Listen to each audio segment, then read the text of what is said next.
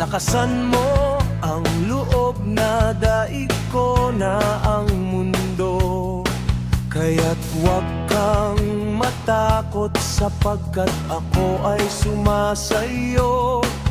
Huwag kang manglupaypay sapagkat ako ang iyong Diyos. Palalakasin kita at tutulungan. Alalayan kita ng aking matuwid na kanang kamay.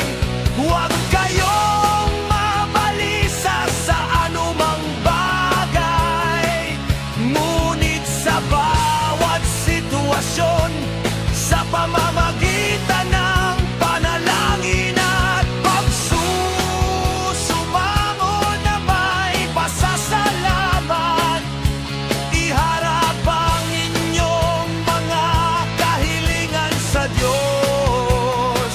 At ang kapayapaan ng Diyos na higit sa lahat ng pagkaunawa ay magbabantay sa inyong mga puso at sa inyong mga pag-iisip kay Kristo.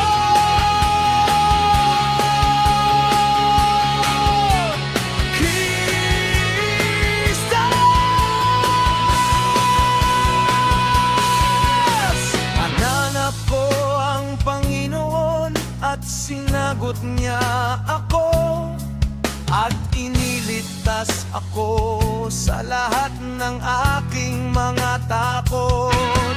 Ang mga tumitingin sa Kanya ay nagniningning, at ang kanilang mga mukha ay hindi kailanman mapapahiya.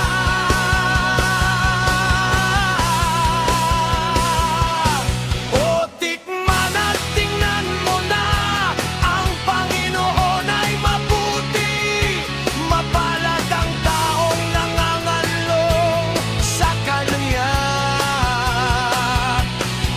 At alam natin na para sa mga umiibig sa Diyos, ang lahat ng bagay ay sama-samang gumagawa sa ikabubuti para sa mga tinawag ayon sa Kaniyang layunin. Di ba kita inutusan maging malakas at matapang? Huwag kang matakot at huwag kang manglupaypay, sapagkat ang Panginoon mong Diyos ay kasama mo.